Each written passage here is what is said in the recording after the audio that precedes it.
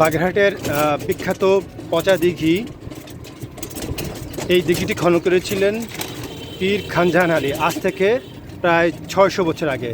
দেখুন কি বৃহদাকার একটি দিঘি।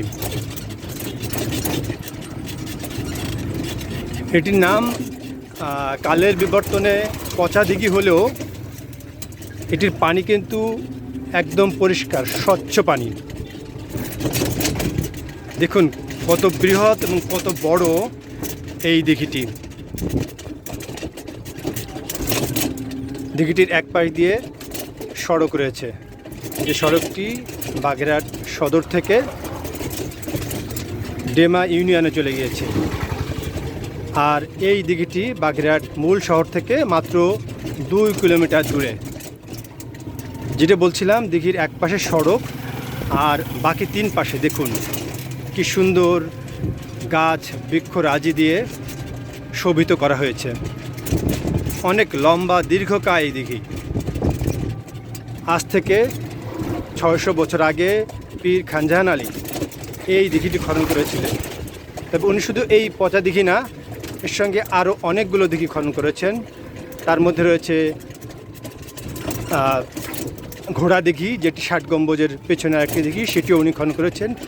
এবং দরগা, যে এখানে পীর সাহেবের মাজার রয়েছে, সেই মাজারের সাথে আরেকটি দিঘি রয়েছে। মোট 3টি দিঘি উনি খনন করেছেন বাগেরহাটে। বিশাল দিঘি দেখুন। এখানে বিভিন্ন ধরনের মাছ চাষ করা হয়ে থাকে। এর মালিকানা এখন সরকারের। ইচ্ছে করলেই যে কেউ এখানে মাছ চাষ বা চাইলেই এটি ব্যবহার করতে পারেন না। এটি একটি দর্শনীয় স্থান। বাগেরহাটে যারা বেড়াতে আসেন, ঘুরতে আসেন বা বাগেরহাটবাসী বিকেলে এখানে একটু আনন্দের জন্য, নির্মল বাতাস সেবনের জন্য এখানে বিকেলবেলা ঘুরতে আসেন। দেখুন কি বৃহৎ দিঘি। প্রায় 2 মিনিটের উপরে ধরে আমি এই দিঘিটি পার হওয়ার চেষ্টা করছি, এখন শেষ হয়। দীর্ঘ একটি দিঘি, দীর্ঘ।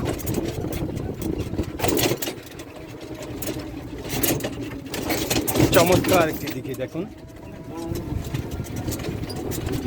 চারিদিকে গাছ বৃক্ষরাজি দিয়ে শোভিত। কি চমৎকার একটি দিঘি, নান্দনিক একটি দিঘি।